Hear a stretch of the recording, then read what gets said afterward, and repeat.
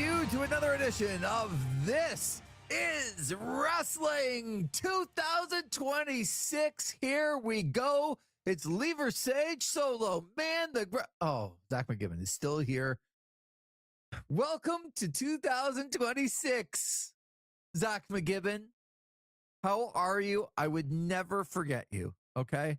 Even if I wanted to go out on my own, and God damn it, it would be better. I couldn't do this without you, you know? So don't worry. It's another year, and it's the same old voices. How are you? I'm doing pretty good, Lee. Yeah, I've dragged myself back here for another 2026, for another year. You can't get rid of me, Lee. I will be sitting there. I'll be watching all the wrestling that you need me to watch, and then I will come on here and I will get my rants out of the way. I'll yell, I'll scream, I'll give out about the state of the professional wrestling industry. Anything you need me to do. I am at the mercy here of the loyal audience that tunes in each and every year. Well, that's good because number one, just so you know, it's probably the opposite where I like you to believe that, but it's really you that can't get rid of me as the guy who, you carry the show in many different ways and do all these things. And I'm going to ride your coattails for as long as possible. But it's good that you want to get to work. And I can't get rid of you, whatever I need you to do. Huh. That's an interesting way to put it, Zach. It's very interesting to the point where he's taking his glasses off here, as I'm seeing. Why would you mention that I had my glasses on? Oh, I just like to portray to people that I don't need them sometimes. Well, some people, there is the idea that you have glasses on, so therefore you're automatically very smart. So I'm trying to, get out there that Versage is very smart. Yeah, I could have 10 pairs of glasses on, Zach, and people would not think that. However, I'm going to take you up on the fact of whatever I need you to do, because what I am going to do is I'm going to put you to work. And I'm not just going to put you to work on This is Wrestling. What do you think about that? Interesting. Not just This is Wrestling is what you're saying there. If I heard that correctly. Okay. You did. You heard it exactly correct. Okay. I'm going to put you to work, and it's not just going to be on this show. All right. Okay. That's interesting. Well, now my ears have perked up a little bit. I'm standing a little bit more up in my seats, and I'm preparing for what's about to be laid down here. I mean, what sort of work is needed now? Are we doing an MMA podcast? What's going on here? I'm actually worried that you're so far at the edge of your seat that you're just going to tumble away and not be able to get back up. So I will tell you that I'm going to enlist your help. I'm going to enlist, I would say a handful of others. I would say there's lots of different denominations that we could go through, but I would say more than a couple, maybe a little bit more than a few. I'm going to enlist all of your help. And what we're going to do is we're going to come together to create a bigger platform that just doesn't have to do with the world of professional wrestling. It has to do with a big picture when it comes to sports and beyond. How about that? Wow. Okay. Yeah. I like that. And obviously with you in Belleville, Ottawa and beyond. And so, yeah, we're going to bring you and a bunch of others together and see what we can do. And if people are smart enough right now, we'll see if they are, then by the end of maybe next week, maybe they'll come back and tell us they saw something. And if they didn't, that's fine. Yep. Because there'll be a few hints along the way in the next couple of weeks as to what's to come. But Zach, you've done so well under my wing. I've guided you properly. Yeah. I'll call you a young boy, but it's or a young lion, a young lion, but it's a nice way to get into the fact that you're going to be doing some bigger and better things. Some others are as well. And it's the dawn of a new era. Is it a dawn of a new era with the ace stepping down for the last time? New Japan, the Tokyo Dome, you have been there. I wish you got the Sonata main event, but you didn't.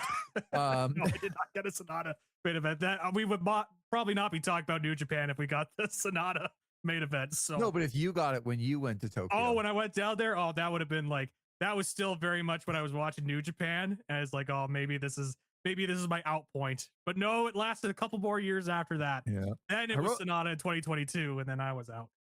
Hiroshi Tanahashi calls it quits at Wrestle Kingdom, and Kazuchika Okada, the opponent. So we're going to talk about that for a little bit, but we're going to talk about how that sort of trickles down into the rest of the world of professional wrestling as we hit January 5th. As we sit here, we're a couple of hours away from the first Monday Night Raw, and maybe there's a possibility of Braun Breaker doing something big against CM Punk tonight. We'll find out.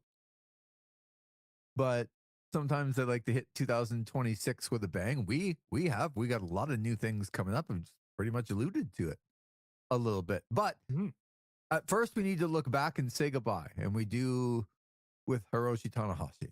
So, Zach, I watched the match against Kazuchika Okada, the retirement match.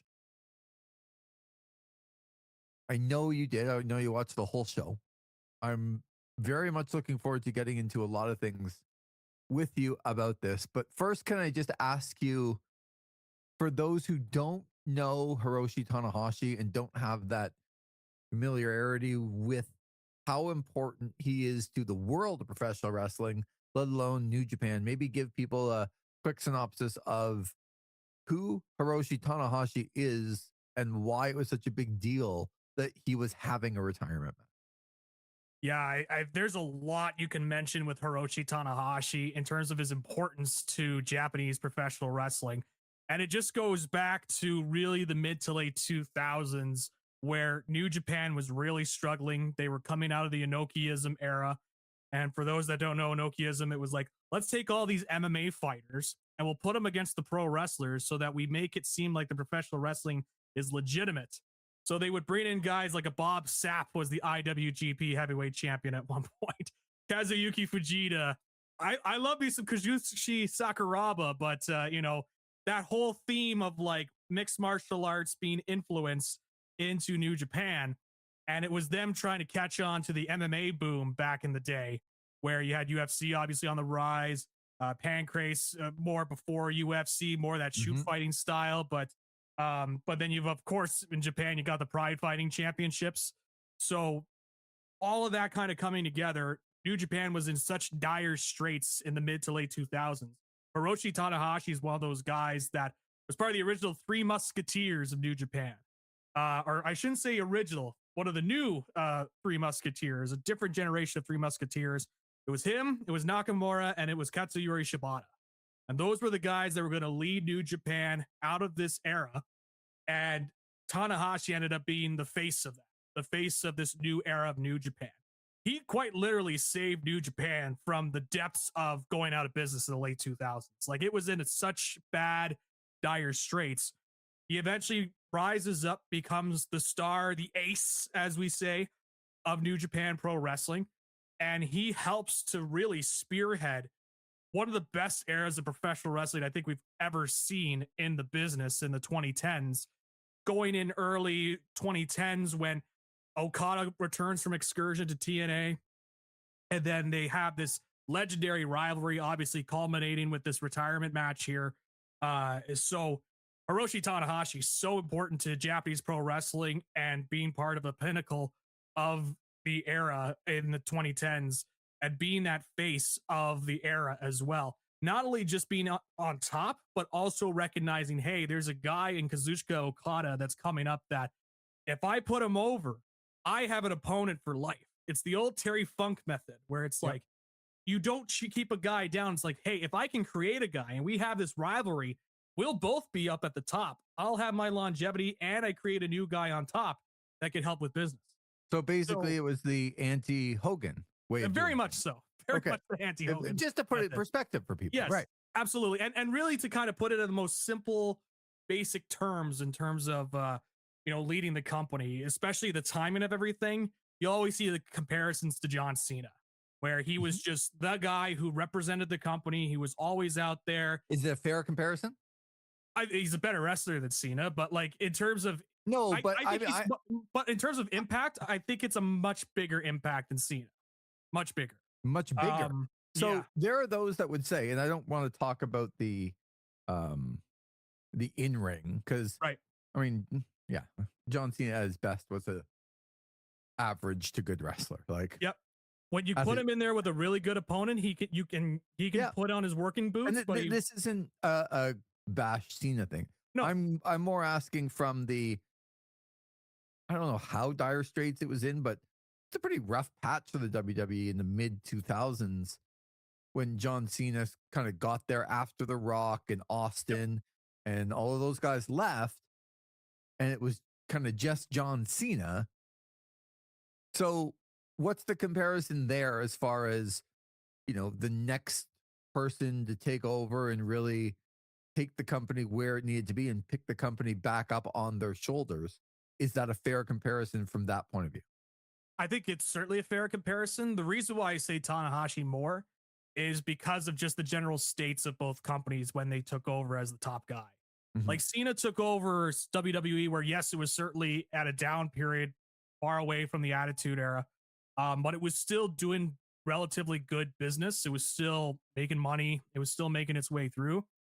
When Tanahashi took over and was pushed as the ace and they put in this new regime there, like New Japan was legitimately on the brink of going out of business. Right. Like it was so close. It was more, the comp would be more like WWF 96, 1997.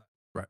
So that's why I don't want to take anything away from Cena because Cena certainly he is one of the biggest stars in wrestling history. But I think in terms of impact, importance to the industry, especially for his country, star power. And then you just look at the Tokyo Dome show itself, right? Where it was a legit sellout, every seat filled at the Tokyo Dome, 46,000 seats. I think you just look at the numbers there and it just shows that how important Tanahashi was to that company. So much so, and the company recognized that even when his time was winding down, they still made him the president of the whole company. They made sure to give him a high paying executive role where he's going to be just fine coming out of retirement. So that's where I kind of look at the impact of Hiroshi Tanahashi. So I want to start with the beginning of the match. Or before the beginning of the match. Can I just say, it might be one of my favorite entrances to a big show in a long time. Because you know what they did, Zach? They put his music on. Yep. And he walked to the ring. Oh, I loved it. It was the best. Yes. That's it. There wasn't this movie 5 minutes of absolute cinema. Yeah. It was, what do the fans, and I mean this really sincerely, what do the fans want? They want a chance to look, to see, to chant ace with the music. That's all they want. So give it to them. Start the music, let them walk out, and give the fans what they want. I thought this was so great. It was as underproduced as possible to let the shining person be Tanahashi and his relationship with the fans. And you know what? I loved it. Yep. And were you watching this and thinking, man, we need some more pyro. We need to give him a dance number. We need him to go around and go, let's go, guys, come on. And like putting the, no, he came out there and you're like, that's a star that's walking down to the ring right there. And you had the crowd chanting, go Ace. I was one of those people chanting, go Ace from my couch. You know, I was fired up. Let's go, retirement match. But yeah, no, it was so simple. What do I say on this show all the time? Is that sometimes you just got to keep it simple. Yeah. And how much more simple can it be than one of the biggest stars of all time walking down the ring, getting cheered and getting adulation from the fans and the Tokyo Dome, witnessing a legend in the industry retiring and having one last match before he goes out into retirement. It was just amazing to me because in a world where we're going to overdo it all the time, you're right, less is more. And already I'm like super invested because as he hits the ring, I'm like, oh man, they're just doing it perfectly. Yep. So I will ask you, before we talk about the match itself, sounds like Shinsuke Nakamura wanted to be there. And for whatever reason, I imagine it's the WWE not letting him, but whatever reason, he wasn't. It was Kazuchika Okada. If you had your dream opponent, would it have still been Okada or would it have been Shinsuke Nakamura? It still would have been Okada. Okay. I understand the sentiment around Nakamura, and I get it. Because like I said, he was part of the original Musketeers, or that next set of Musketeers with Tanahashi for New Japan and Katsuyori Shibata. So it makes a lot of sense for Nakamura to be there.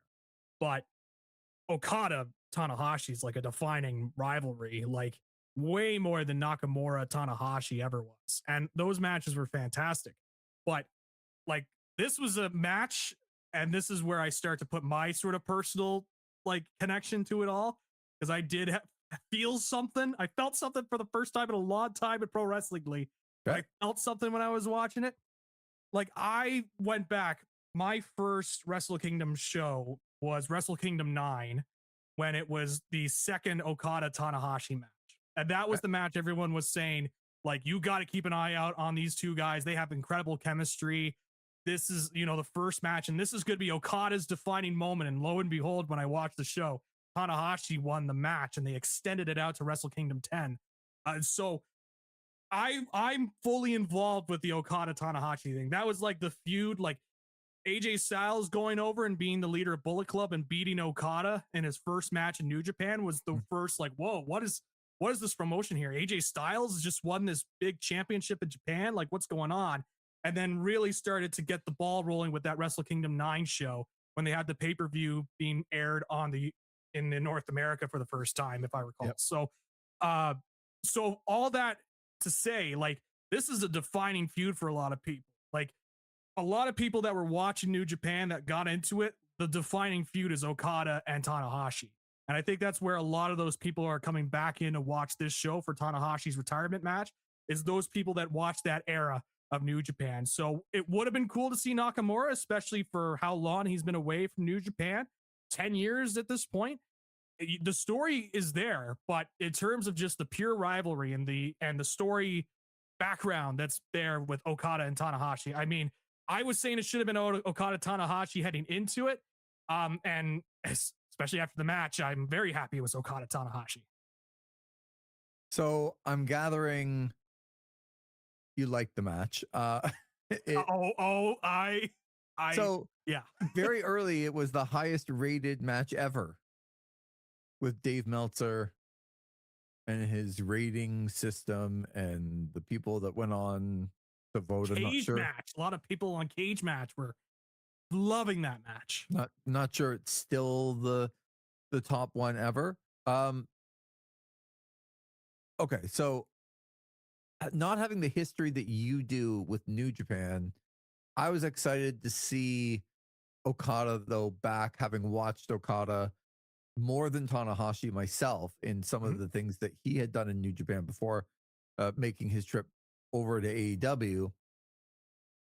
I was genuinely excited that I thought Okada was the right guy too. But I wanted to ask you, as you're much more the historian when it comes to New Japan. So, all right, just here's the floor. What did you apparently love about this match? The emotion, like the way it was worked. I was going into this thinking, you know what, we'll probably get the greatest hits. You know, Tanahashi, he was working hard this year, but he is very much like, you just see the way that he runs in the ring, right? We saw that when Tanahashi was in Toronto a few years ago. Yeah. We're like, oh, this guy's clearly on the decline here. Which, just as a side note, only because you brought it up, really doesn't have to do with all this, and we'll get back to it real soon. But because I went back and watched this match, the Tanahashi Okada match, I just finished watching a couple hours ago.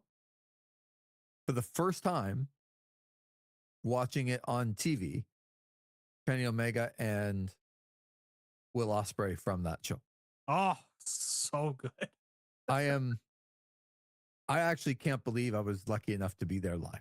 I can't believe it either. I watched that match going, that's one of the best wrestling matches I've ever seen, let alone we were there. Yeah. For it. Like, yeah, it's almost like you forget, like you were there and it's a long day, long night, and there's all these other matches. I mean, Bryan Danielson and Okada followed that, but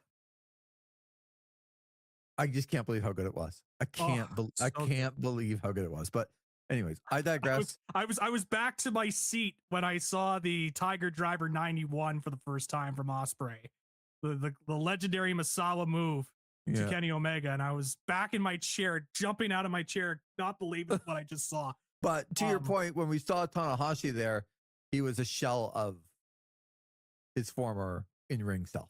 Yes. And, you know, you touched on it there for maybe newer listeners that aren't aware. So I was at Wrestle Kingdom a few years ago. I was at the Tokyo Dome 2019 before the pandemic hit. I watched Tanahashi main event against Kenny Omega in Omega's final match for New Japan at that time before he went to AEW. That was such a cool moment. It was such a great card. It was, you know, Jay White was on the card, Okada. This was Chris Jericho still at his peak there in New Japan as well. Got to see him. Naito, like, just, this was like pure. The only regret I had is because my flight came in a little bit late, so I missed Will Ospreay, Kota Ibushi, because I didn't realize it was going to open the show. I thought it'd be in the second half. That's the one regret I have. But everything else, like, I got to see prime New Japan during that time.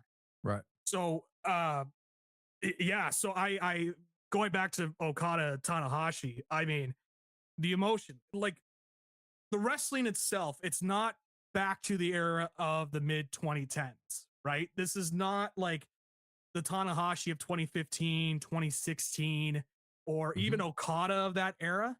Yep. But boy, was it close. Like, it was, I thought the work was tremendous, and it really, what sold it for me was the emotion and like this feeling of history that we were watching, and the historical significance of this feud and the ways they did the different callbacks.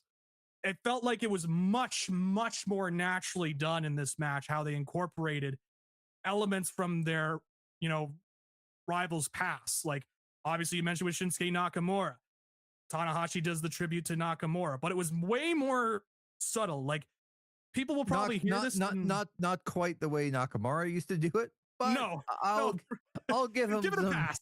You know what they were going for, right? You know what they were going for. Exactly. If I knew what they were going for, then yes, but it worked. Not quite the way Shinsuke did it, but okay. Yeah. Nakamura had a little bit more charisma to the a little bit more flexibility. The knee especially was not exactly delivered cleanly, but you know, it was still like, I knew what they were going for. Yep.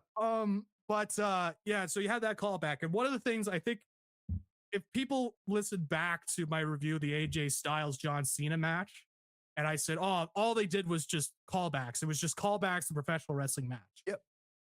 The difference between that match and this match is that all that match was callbacks, and there was no natural flow. It just felt like I was watching something performative, right? Spot. Yeah, exactly. In this match, this felt, it was much more naturally ingrained to the build and the flow and the way that the match kind of grew upon itself. So It was just small. Like, this was a 30-minute match. I didn't realize how long it was until the end of it, but it didn't feel like a 30-minute match. No, it did not. And those little spots were like a minute at max, right? And so it all felt naturally ingrained, but in a way too, it felt something unique and something new to the Tanahashi Okada feud that feels solely its own, especially the finishing stretch, which I don't know if you want to talk about now, but like that finishing stretch, my God, was like, I mean, everybody talks about storytelling in wrestling. It's like, oh, you got to tell stories this way. The only thing that Paul Levesque knows how to do is run-ins for his stories. But the whole thing about professional wrestling is what's the story being told in the ring. That's it. And tell me they didn't tell a story at that finishing stretch there, and where you're like, oh my God, like the earlier in the match, Okada does his AEW signature thing. Instead of the Rainmaker pose, he does the middle finger to the camera, and the crowd's booing. It's like, oh, this is the AEW Okada. But Tanahashi keeps on fighting. He keeps on fighting. He's got that fighting spirit, Lee. He's not going to allow Okada to beat him as the AEW character. Nope. He's going to have him beat him as the old Rainmaker, finding within the fighting spirit that he had in New Japan. And then finally, Okada realizes it, goes back to the old Rainmaker character, does the pose, does the Rainmaker, and wins. That is like prime how you tell a story. And I don't know what happened along the way the last couple of years, but like, this is what's supposed to happen in terms of storytelling and wrestling. This is awesome. I love this. I was out of my seat. Like, yes, this is like first a couple of weeks ago when Michael Cole said pro wrestling destroyed sports entertainment. Now this, I mean, we're so back, Lee. Like, we're so back.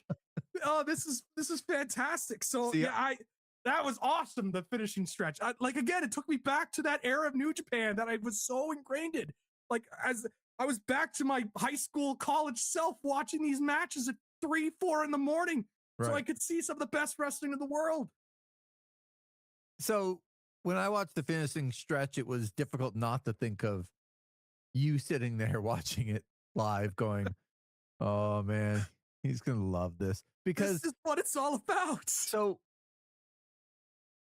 with the history that you have, my question to you is, as a guy who knows and has watched, but doesn't have the history, it seemed like the perfect ending to me.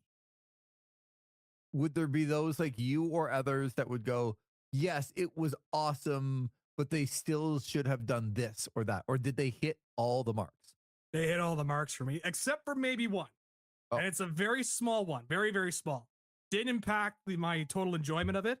Okay. But if you wanted to play off the whole Rainmaker coming back, instead of playing Okada's AEW music at the end, you play the old Rainmaker music that he had in New Japan to really solidify it.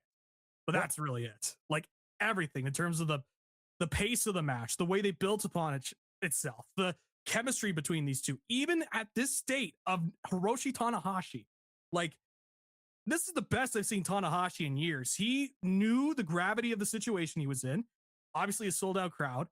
He knew that he's got Okada with him. Okada was incredible in this too. Like, this is like, again, going back to the Rainmaker Okada. So everything was kind of there to come together. And I thought, I'll even go as far to say this, Lee. I was thinking about it in my head, but man, I love this match. And maybe it's just my personal connection to the match and the history of these guys and the history of the promotion. This is where you're going to say it's the best match I've watched so far this year. No, I was not going to say that.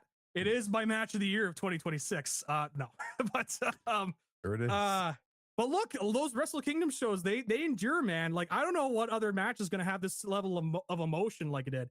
What I was going to say was, for me personally, this was better than Sting's retirement match. I love this match. Yep.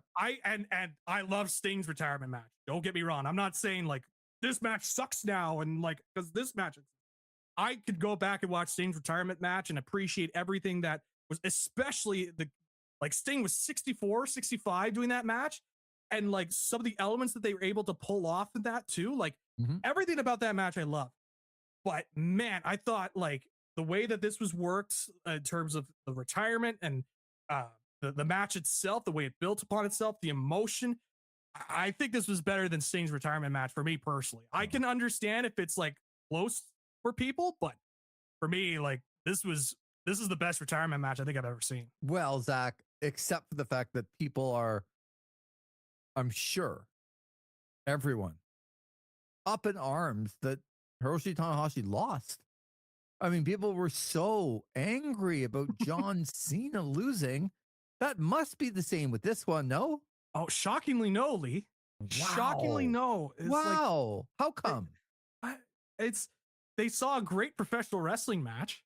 And I think it was kind of set in stone for the longest time. It was kind of implanted in people's brains that Tanahashi's probably going to lose here. And I think, to be fair to the Cena one, in comparison to this, there were a couple more elements that the fans were more knowing of, like Okada being in AEW, and certainly that element of, do they want an AEW guy losing in the main event of a show? But they weren't disappointed about this. They weren't mad. They were more set. They were more kind of getting through the tears that were in their eyes after seeing what they were watching, more so than getting upset, because I think they were just involved in the drama, involved in the moment. So just to go back quickly, sorry to cut you off, but it's an important point. Do you think that mattered at all that an AEW wrestler, even though he has such a history in New Japan, that like AEW or Tony Khan would have said, okay, yeah, Okada can go, but Okada's got to win? Or do you think that mattered whatsoever? Was this Tanahashi going out and making sure that he laid down for his final match? Or I think was there influence? I think there was it's tough to say, because my instant reaction is yes, there was some influence, but I don't think that's necessarily a bad thing. I think there are a sect of New Japan fans that would be upset about it, because when you really look at it the last couple of years, a lot of the guys that New Japan lost have gone to AEW. So there is a resentment with some section of the New Japan fans that are like, they just don't want anything to do with AEW. Right, but because they must feel really good about the way that WWE used Shinsuke Nakamura. Oh, I know. Well, that's the thing. You try to, you know what I mean? Like you're taking words out of my mouth there, Lee, in terms of that. That's a whole different, thing. I know. I guess I'm just asking you, but it's still tough. But I'm asking you, did Tanahashi want to do the time-honored tradition like John Cena did, and making sure that you lose your final match? And if that were the case, then the influence wouldn't have mattered either way. Yeah. I think he would have lost to somebody either way, personally, because of the way that Tanahashi is. Like, again, you look back to the history with Okada, like he was the one that said, all right, I'm going to lose to this kid. Like, and he could have said no. Like, I think people forget with Okada, he was coming in. He was much more of a prospect than people were giving him credit for at that time. Like, people knew that Okada could be something, but he was coming in rough. Like, he came in from TNA, where they did the Green Hornet gimmick. Thank you, Vince Russo, once again, for your sheer brilliance behind with the pencil. But not every idea is a great idea, Zach. No, but when you take one of the biggest stars and one of the greatest professional wrestlers on the planet to ever walk on this planet, and you put him into Kato from Green Hornet, it's not exactly a recipe for success. But that's about one. Yeah, he comes in from that, and he has a bad debut on top of that in New Japan, where the fans were literally laughing at him when he came out. Yeah, and Tanahashi at that point could have said, "No, I'm not losing to this guy. He's clearly not ready." But he had the wherewithal to say, "Look, if I lose to this guy, it's the old Terry Funk mentality, where it's like, if I lose to this guy, I've got an opponent that's made for the next 10 years, because I know what this guy can bring." And he loses to Okada in his debut, not at Wrestle Kingdom, but at one of the New Japan shows. I think it was Dontaku. He loses to Okada, sets up the Shock title reign, and everybody at the time was like, what are they doing? This is insane. But look at how much it's paid off there. And Tanahashi is somebody that's credited by a lot of people in that company with, he put them gave them a spot. He put in a good word for them, said, hey, we need to have him on the show. There's a lot of good things that are said about Hiroshi Tanahashi. So I have little to no doubt that Tanahashi, whoever the opponent was, unless it was like Captain New Japan coming back or whatever, wrestling Hiroshi Tanahashi, or Toru Yano, could have been evil. Well, probably not evil either, but we'll talk about evil. But in terms of like a main event guy or somebody that they're looking to push, like a Yota Tsuji, I think he would have done the job and he would have done business the right way. Because also he's got a stake in the company. He's a president, so he's got to make sure that it's running well in the business end. So, so I think he would have done the honors either way. And after I don't know if you saw the retirement ceremony afterwards. I don't blame you if you didn't watch the full thing. It was nearly 2 hours long, the retirement ceremony. But after that retirement ceremony, I think people forgot that he had lost. Like people were so like with tears in their eyes and whatnot. So, all in all, almost perfect. Pretty damn close to perfect. Like, really, like small touches. The match itself was just like, I was just blown away with what they were able to. I did not think they had this match in them. But what it must be like for an athlete that's so banged up, so, as he mentioned afterwards, tired. Mm-hmm. He hasn't said that word in, I don't know how long he had, 10 or 15 years, whatever it was. Mm-hmm. And he's like, I'm going to admit I'm tired. Yeah. But I guess knowing you don't ever have to do it again, it must be freeing at that point. Yeah. And that's why you see some of the better matches. Because they have nothing left. When they wake up tomorrow, they don't have to be ready again. Yep. They put it all out in the ring. And they left it all in the ring, as they say, right? So yeah, it was incredible. The retirement ceremony, like I won't lie, Lee, I had tears. Like I was emotional about it. Like this was a guy that I was so connected with in terms of my wrestling fandom in the 2010s. And I watched this guy. Like he wasn't my guy, but he was one of my guys, if that makes any sense. Like he was a guy that I knew when he went out there that he was going to go out there and have a tremendous professional wrestling match. He was the guy that main evented the Tokyo Dome show. I went and flew over to Japan to watch. He was the guy that was the constant in New Japan. He was always the ace of the universe. Commentary was like, God is looking down from the heavens right now, and we are so appreciative to have Hiroshi Tanahashi in our wrestling ring. And at anything else, I would have been like, wow, talk about hyperbolic. But at that moment, I was like, you're damn right. I'm so thankful for the gods that we have Hiroshi Tanahashi wrestling in this ring. He's been a constant in my wrestling fandom. And he was the one that I really had like a connection to.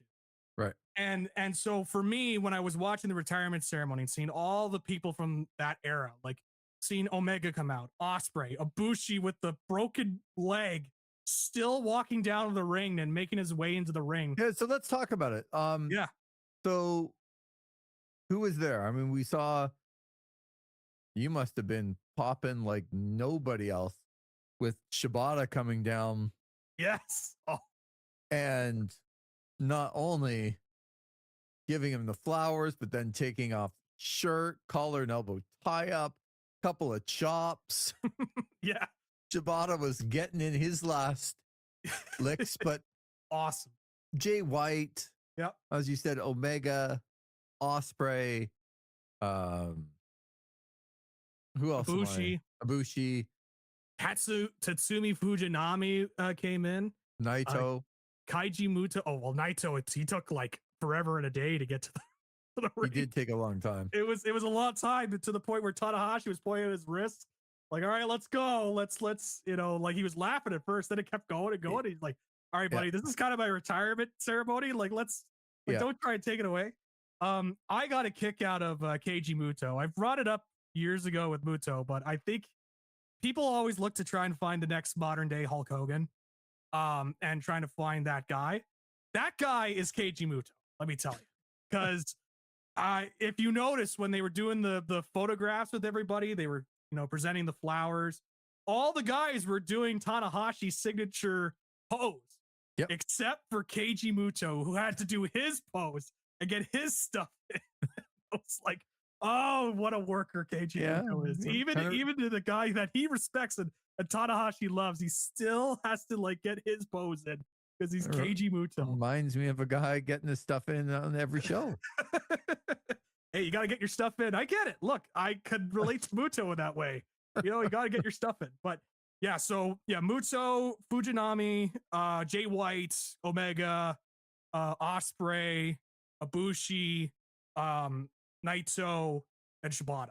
Those were the ones that were in there. No Nakamura, unfortunately. Would have been cool to see him walk out there, but I looked at it and I was like, man, like even AJ Styles too would have been cool to kind of see him in there because he was also an important part of that history. I mean, he was the one that like got me to like look at what New Japan was doing in the first place when he arrived there and beat Okada.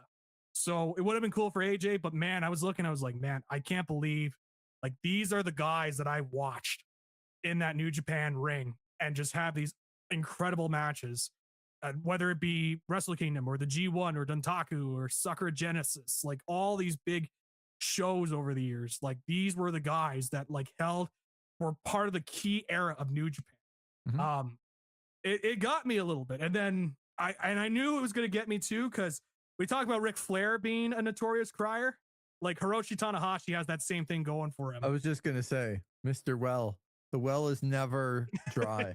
Yeah, even Rocky Romero, like they said on commentary, is like Rocky cries all the time. I know, but it gets me every time. Like, so, which got me, and that was one of the things too with the ceremony where it's like grave difference. I'm sorry to the WWE fans doing this, but it's the closest comparison I could think of. But the John Cena retirement, like as I was watching this, I'm like, man, did WWE ever drop the ball with the retirement of John Cena, one of their guys? You know, they gave him 15 minutes or whatever and had them watch a video of this. I'm looking at Tanahashi's thing and I'm just like, man, like all the emotion, it just felt a lot more natural too. It felt like human beings were interacting with each other, you know? And like, that's all I ask for is just some sort of like in this fake business, something real. You know what I mean? Something to like feel something. And I was engrossed with it. Like all the people that came out, as you mentioned, the Shibata stuff, talk about guys being dudes, just like taking their shirts, chopping each other. You know, like talk about that. And then the guys doing the photo, and then there was a point where it's like, wow, this is going a little odd because Tanahashi's like, I've never been in a fully sold out building, so I want you all to do the wave, and they all did the wave. And I was waiting for the 10 bell salute because that was the one that was probably going to get me and probably going to get Tanahashi. Was that tradition in Japan with the 10 bell salute? And it did get him. Yep, it certainly did. For those that don't know, like in Japan, when a guy retires, they have him stand in the middle of the ring and the lights go dark and they put a spotlight on the center of the ring. Triple H would know a thing or two about that. So you put a spotlight in the middle of the ring. You're right. You're getting your stuff in this Tanahashi retirement. You've got 2 swipes at Triple H so far. Of course. Absolutely. Got to start off the year hotly. So and then they do the 10 bells, like literally play the 10 bells. And then that's it. That's the end of the career. So many wrestlers have gone and done the 10 bells. Like the most famous one for me is the Destroyer back in the early 90s. He had a very like, you go watch his 10 bell salute. It's very emotional as well. Yeah, this is great. And then he rode upon that WrestleMania 6-7 cart and then he, you know, was going around the arena. WrestleMania. Was it WrestleMania? Well, WrestleMania 3. 3. Oh, 3 had the cart from the Silver Dome because it was so far. And then did they have one at WrestleMania 9 in Vegas? No, that was the one where Bobby Heenan came out on the camel, right? Oh, that's right. Yeah. Like, how do you ride this thing? WrestleMania 3, I think. Yeah, WrestleMania 3.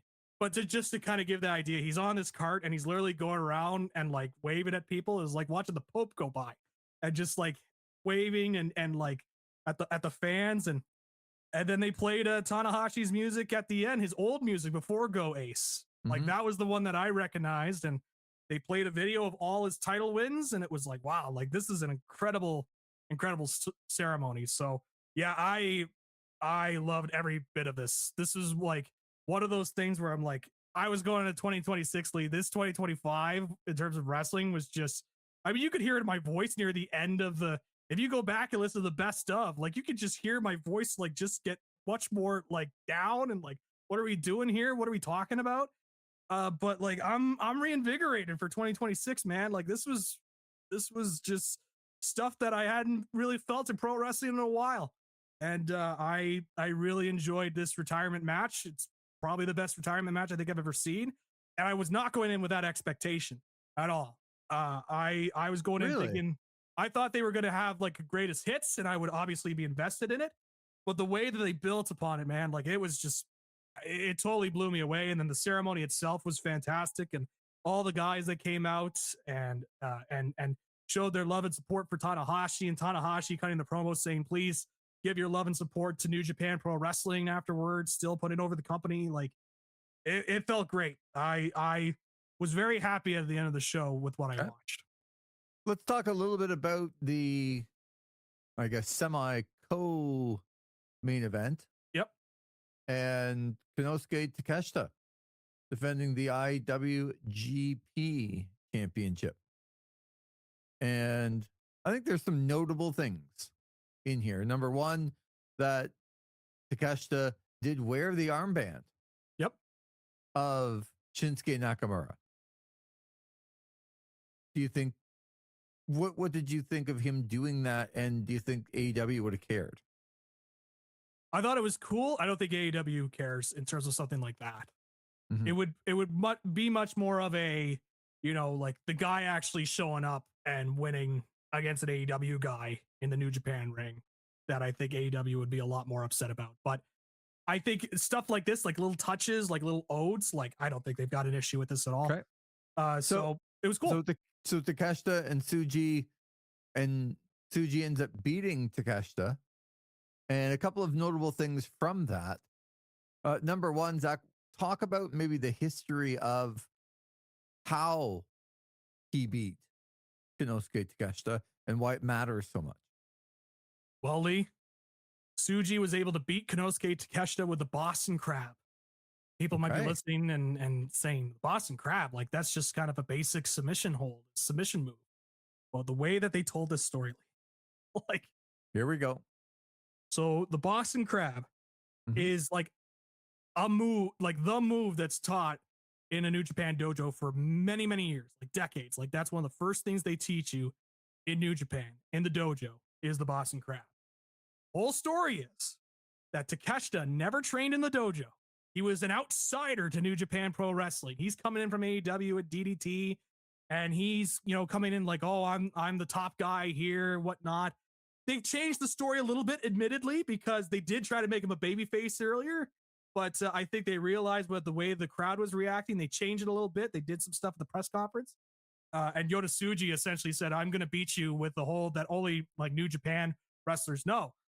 And the whole deal is that Tsuji trained in the New Japan dojo, went on excursion, came back, fought for the IWGP World Heavyweight Championship when he came back, has been a stalwart on that roster. I was on this show saying they should probably push Yota Tsuji as their guy if they want to start getting this next generation of guys over past Tanahashi and Okada and Ospreay and Omega.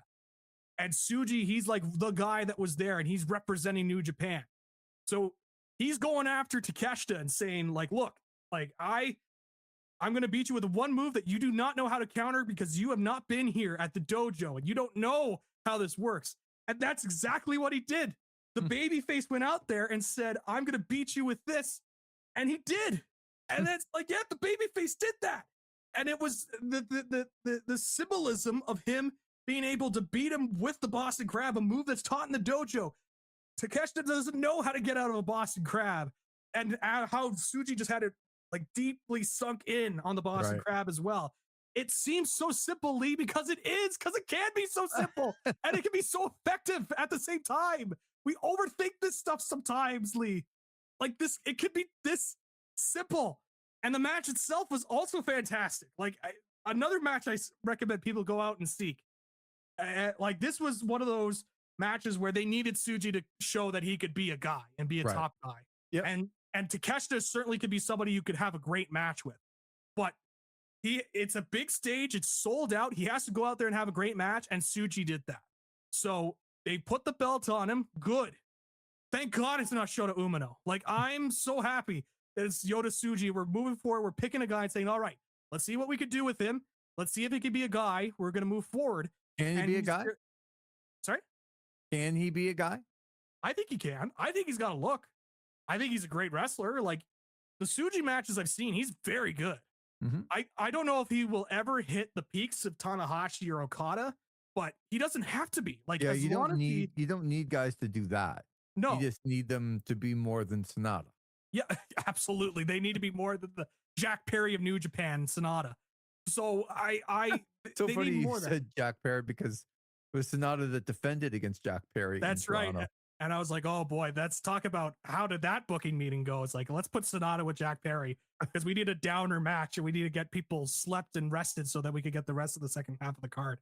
But yeah, like he doesn't have to be Okada, like the greatest professional wrestler of all time, but he could certainly be very good and be a guy that can be a leader in that company. And he is taking that ball and run with it. And I want more guys in wrestling to do that. Say, hey, I want to be the guy. MJF has that ability, obviously. Yota Tsuji has shown for me that he has that ability. When Shota Umino main evented last year, which talk about a fall for grace for Shota Umino, like he was in the opener this year with Zack Sabre Jr. in the Rambo, the 6-man tag team belt Rambo. Talk about a fall in terms of where he was last year. So Umino didn't show enough for me where I'm like, this is a top guy they got to push. Tsuji is a guy for me, and I'm glad they're moving forward with him. And he had a great match on top of that. These two guys, they just worked so well. That New Japan style, man, like it's. I said it last year's Wrestle Kingdom. I'll say it again. There's nothing in professional wrestling that could beat a peak New Japan main event. Nowhere else, because they have it nailed down to a T on what pro wrestling is in my mind. So, this was a tremendous match that I also recommend people go out and see because it was very, very good. Tsuji, 32 years old. As we sit here, and what, Takeshita is 25 now? Takeshita, I think he's a little older. I think he's 27, 28. Oh, is he? Okay. But yeah, you understand 30. what I'm saying. Yeah. What's that? He's 30. He's older. Is he really? Yeah. Gosh, He's going to turn 31 this year. That's surprising. But the point being is that they're not John Cena and they're not Sting, and like they're not, you look at some of the, like MJF just winning the title as a younger guy in AEW. WWE hasn't quite got there yet with all of that stuff. Mm-hmm. So you hope that they can be. Now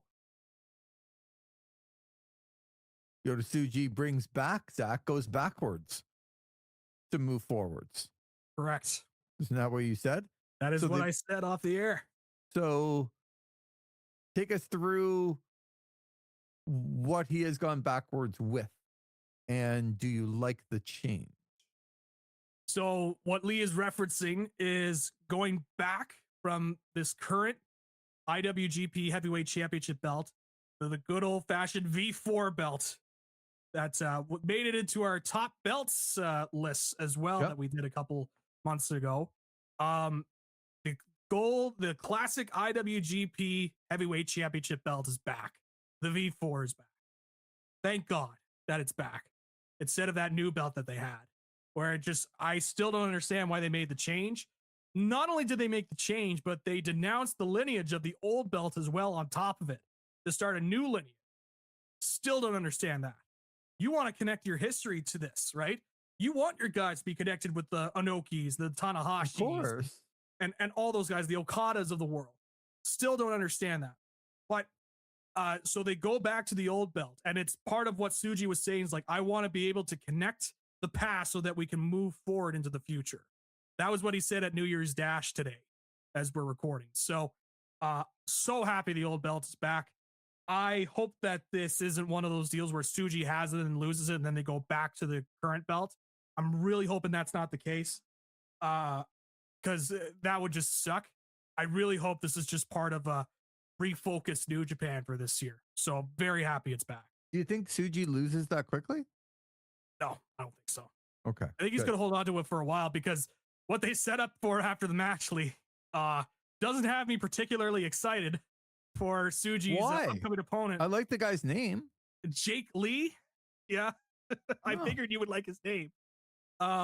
Feels very like the guy's a monster in every way, shape, or form.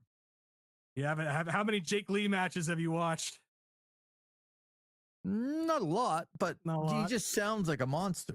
Well, So- unfortunately, Lee, I can't say he is. In fact, I think this guy might be one of the more overpushed acts in Japanese pro wrestling, and is the very epitome of boring.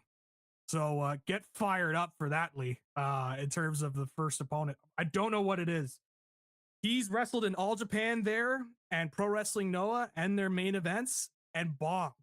So I don't know what New Japan's thinking of, like, we could fix him. Like, it's that scene from Arrested Development where it's like, it's that scene where it's like, no, everybody else that does it, like, it doesn't work for them, but it just might work for us. Like, that's the mentality they're going in with Jake Lee. Well, it's kind of like CFL with their coaches, Zach.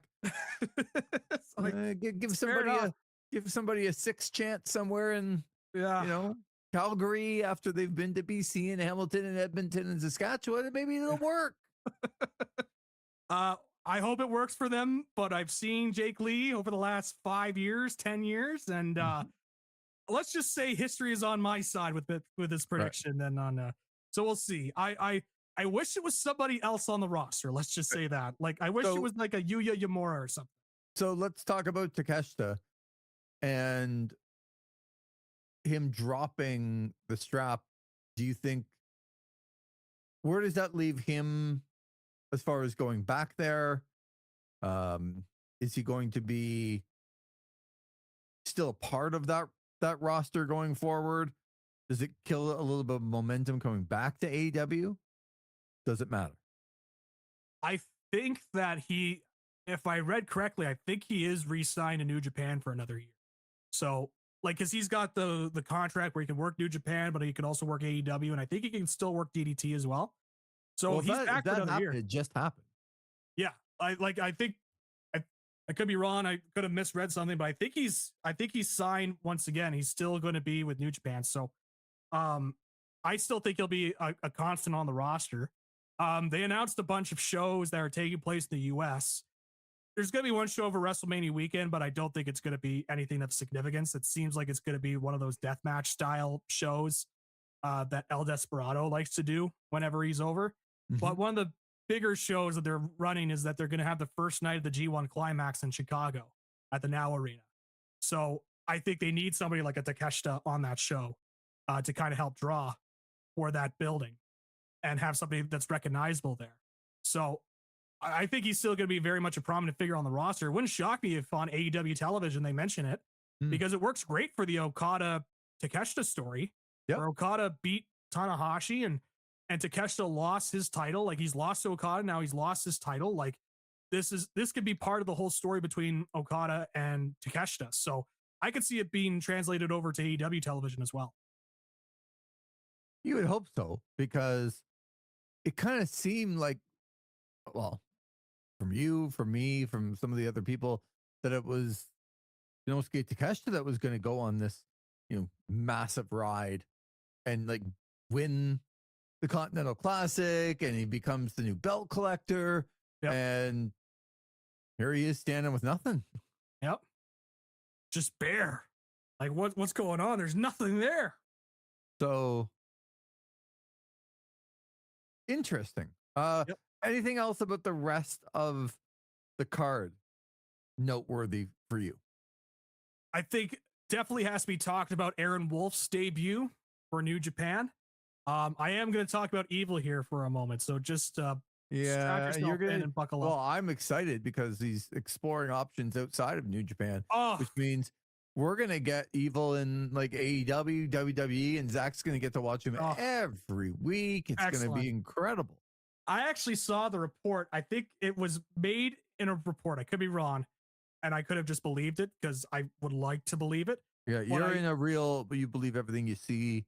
I know. Go Ace. Like you're jumping off the couch. Yeah, you're in that mode right now. Yes. But I did see, I think it was Fightful Select, the report that Tony Khan is not a fan of Evil. So I was like, let's go. There's still a chance. I'm like, Evil could go to WWE. Oh, please go. Please do it. Bring all the House of Torture with you while you're at it. Like, just go there. I make a lot of money. Well, I'll still have to cover you on this show, but like, go there, like, make a lot of money, and we can start anew in New Japan Pro Wrestling. But I think it's important to talk about Aaron Wolf's debut because this is another guy that New Japan has pegged as like one of their guys that they want to be a star moving forward. Because for us in North America, I think Aaron Wolf, he's like he wrestled in judo and he's an Olympic gold medalist, but he is a big deal in Japan. Like he is like a big sports hero there, for lack of a better term, in Japan. To kind of give the equivalent for what it would be for us, like I compare it to like a Haley Wickenheiser. You know what I mean? Where like just recognizable and a face of her sport of Canadian women's hockey and Haley Wickenheiser. That's how I kind of look at Aaron Wolf when it comes to judo in Japan. Like he is a name. And this Wrestle Kingdom show, they actually had national television cameras there and having it live on TV for national channels, like your equivalents of an ABC and a CBS and whatnot in Japan. It's a big deal that Aaron Wolf went over to New Japan and said he's going to wrestle there. And so there was a lot of pressure on him, a lot of pressure. Some of it a little bit unfair to him, but it's unfortunately the circumstances that he's in because New Japan has just had a tough time creating new stars after that peak era. And that is he has to go out there and impress in his first match in front of 46,000 people. Essentially, he had to go out there and be either Kurt Angle or Jun Akiyama when he goes out there. Like he has to be this prospect. Well, when you were talking about him, that's all I kept thinking is Kurt Angle. Yep. Like he's got to be that level of wrestler in his debut and say, okay, he's got the goods. And they purposely set it up against Evil where he wrestled against Evil because for all I think about Evil, it's a lot. He is somebody that gets heat. People will boo. You could get to a simple match where it's like the heels are just beating him up, and then he like fights back in. But I was kind of hoping they wouldn't do that. I was hoping that they would kind of have him be this dominant force, just tearing down all the House of Torture and sending the geeks packing, in my mind, sending them out the door. And they kind of did that. Like they kind of did that. Like I will say this about Aaron Wolf. There was a lot of concerns about him because some of his early showings were not great returns. And there was concerns about his charisma. And I'm like, if this guy is going to be a top guy, like he's got to show more top guy charisma. And he's just looked uncomfortable at some points. But I thought he looked very good in his debut. I don't think he's Kurt Angle or Jun Akiyama or anything like that. But I think he could get there with a couple more reps. And we also have to remember, too, this was a match that was very much pre-planned. They were making sure all the spots go in the right way. So we'll see. But for his debut match, I thought he was very good, especially considering the circumstances he's in. Again, first match in front of 46,000 people in a prominent spot, and you're told to go out there and have this, great match. And there were elements of both. There was some old House of Torture stuff where I was like, oh, of course, I can't deal with this stuff with the House of Torture. And Evil, like, having to do some, like, shady tricks. Like, what is this? This is New Japan Pro Wrestling. This is where sorry, AEW, but this is where the best wrestle. Like, this is where, like, some of the best wrestlers have ever performed. And now I've got this guy, like, he's got the groat wire, he's choking the guy, and he's spitting the whiskey, and I'm like, oh my God. But there were moments where they had Aaron Wolf dominating. And one of the cool things they did is they had him come out in, like, judo gear. But then at the top of the entrance ramp, he takes off the judo gear and wears the black tights, the black wrestling boots, and he's, like, shaved his head, and he's like, I am now a professional wrestler. It's like, all right, here we go. And you could tell he's an athlete. You might look at him and you're like, he's a bigger dude. He reminds me of a little bit of like Samoa Joe. Yeah, a little Samoa Joe. There's also, like, for more of the hardcore wrestling fans, like, he reminds me of Takeshi Morishima in terms of body size and whatnot, because he was also a guy that was not muscle. I mean, he's no Takeshi Morishima out there, Lee, but he was still pretty good. You got to use that one again because there's 99% of the people listening. I have no idea. No. Ben Sublier will know who that is. So okay. I'm really just reaching out to Ben, but okay.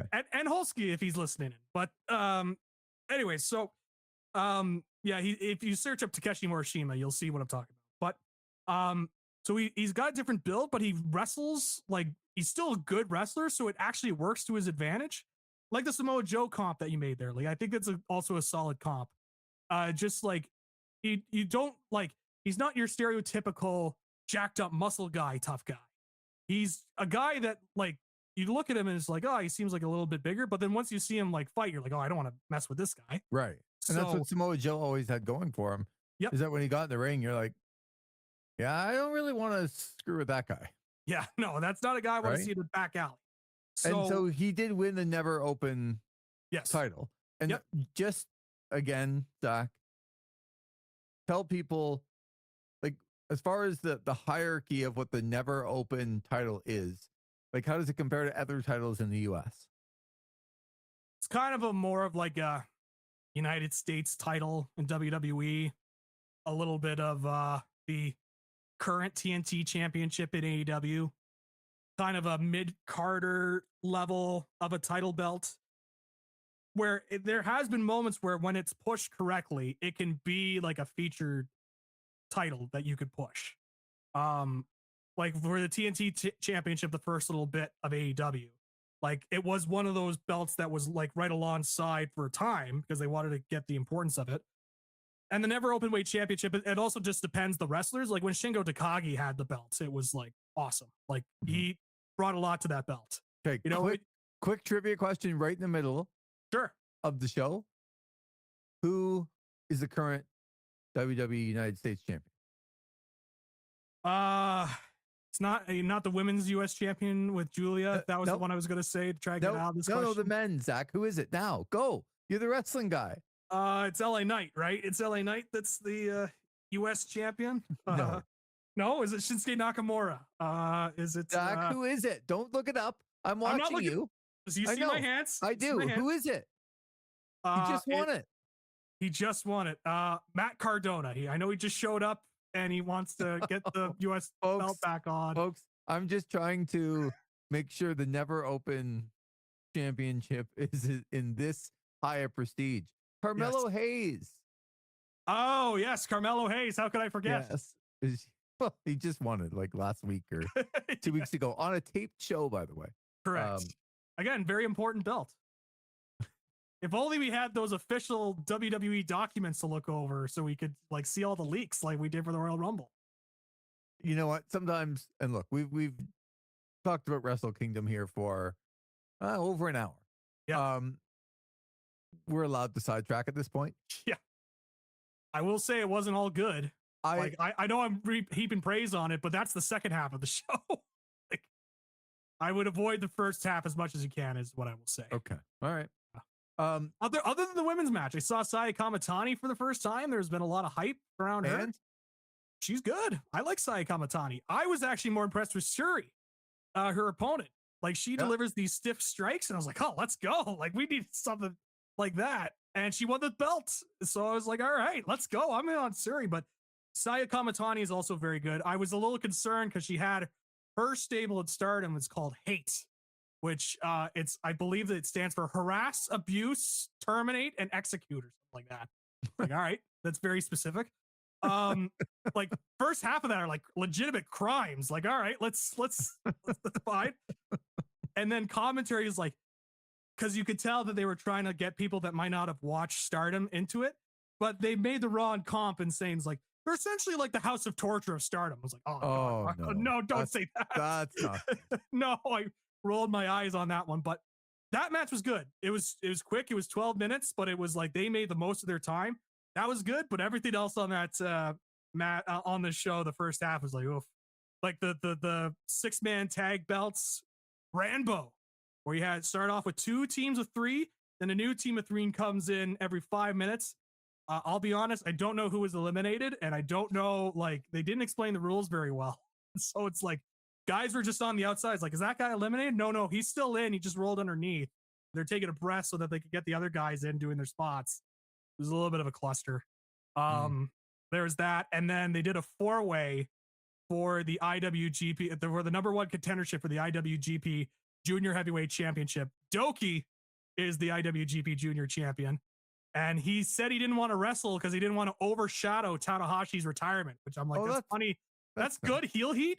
The problem is he's also part of House of Torture, and like 5 minutes into the match, all of House of Torture ran in.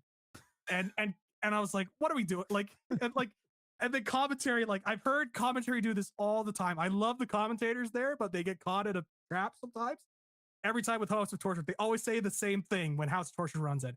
Oh, God damn it. I can't believe they're doing this. Oh, those rat bastards. I can't believe they're doing this. It happens every time, guys. Like, how can you get like surprised at this point? Like, so yeah, don't skip the first half other than the women's match. Skip that first half, watch the second half. It's a much better show, especially the last two matches. Okay. Yeah. Oh, God damn it. I can't believe they did it again. It's like, what do you mean? Happens every time House of Torture is on his card. Sorry, you've got me down a path now where I'm looking at the Please don't try to search up the WWE Speed Champion because I have no idea. Like, no. Speed Champion. I'm going to ask you another trivia question just because I think we're done with Wrestle Kingdom. We understand like this show was about one of, if not, especially over there, one of the greatest to ever do it. Yep. In Hiroshi Tanahashi, and the proper send-off that was given to him. And congratulations to New Japan, because I watched it. It was just insane. It was so good. It was so good. I'm now down a rabbit hole, and I'm going to watch you. Okay. So you can't look it up. Hands are up. Yeah. I'm going to tell you that there are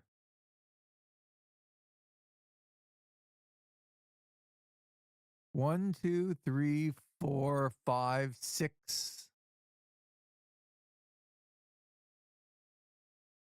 7 people that have held the United States heavyweight title, WWE, NWA, 7 people that have held it longer than 419 days. Okay. Now that's just maybe not with one reign. Mm-hmm. All combined reigns, I imagine. Maybe there's a couple of reigns in there. I was going to go how about that? I could ask you this one too. Sure. I got one.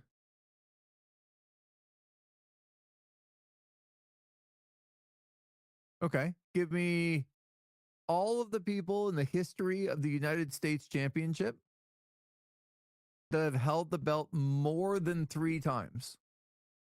More than 3 times. Okay. And I'm just counting them as we speak. Okay. There's 1, 2, 3, 4, 5, 6, 7. Okay. There are 7 guys that have held the United States Heavyweight Championship from WWE and NWA. Okay, I was just going to ask, is WCW and NWA included? WCW, yeah. Okay. They've held the United States Championship at least 4 times. Okay.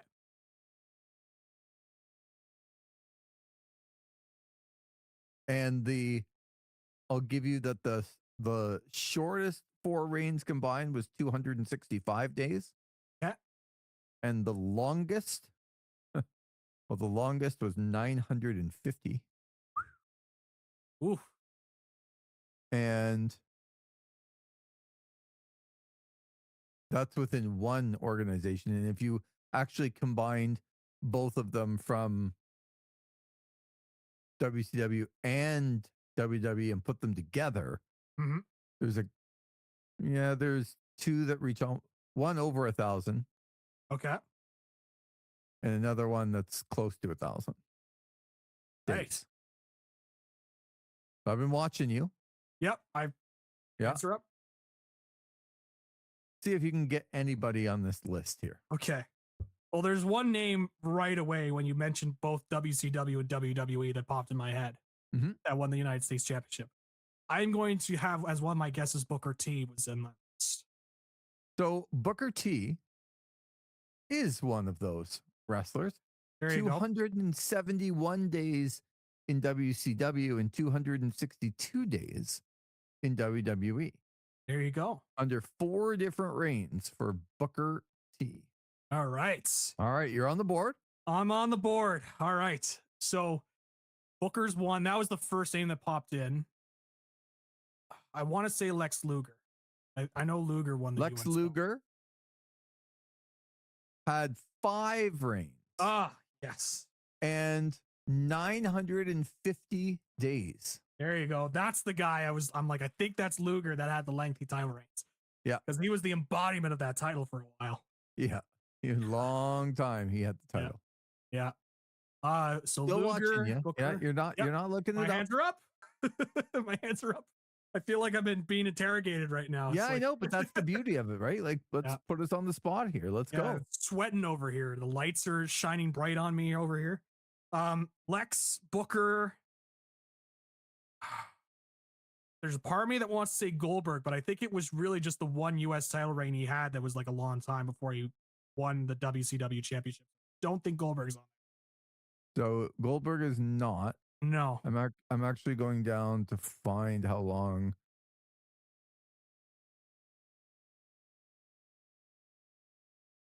He had 2 reigns, one of 78 days in WCW and 90 days in WWE.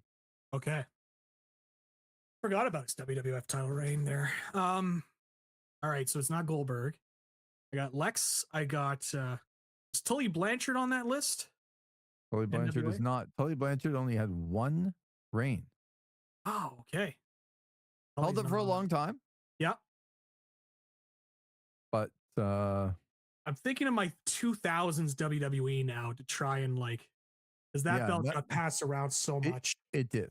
So that's exactly where you should keep your focus here. I'm gonna say Michael Vontavious Porter, MVP, is on that list. He is not. What? Oh, that one surprised me. Well, okay. He is not on the list because he's only held the belt twice.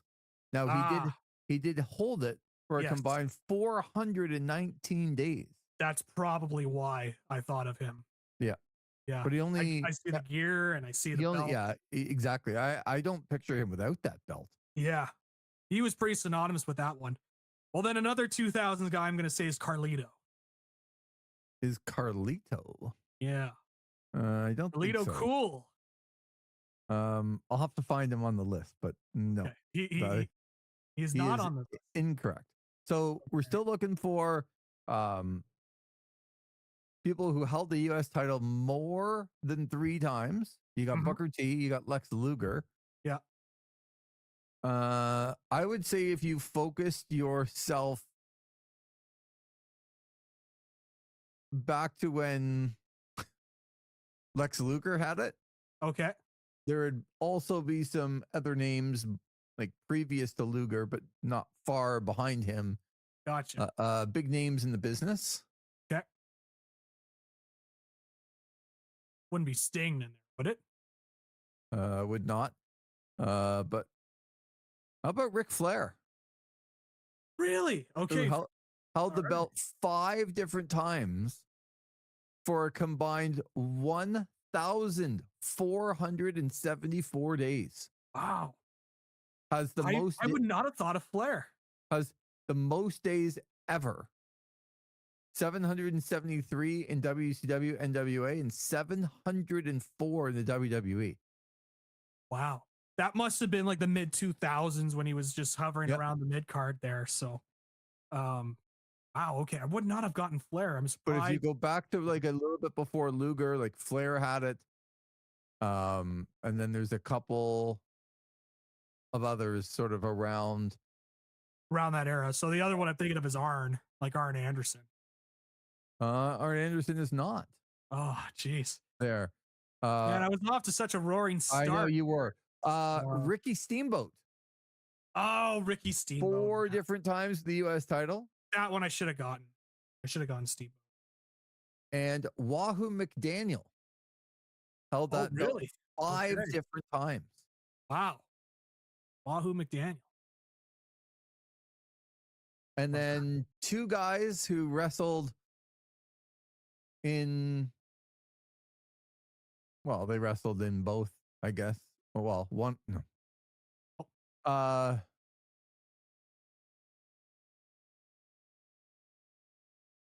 So we got Wahoo McDaniel, we got Ricky Steamboat, I got Luger, and I got Booker T.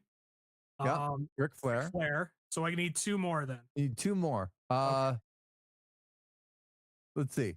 One of them, I'm actually shocked that you haven't got one of them. The other one, I wouldn't say memorable reigns. Gotcha. And certainly is not known for great things these days. Chris Benoit held the belt. I was thinking about Benoit. Darn. I should have said Benoit.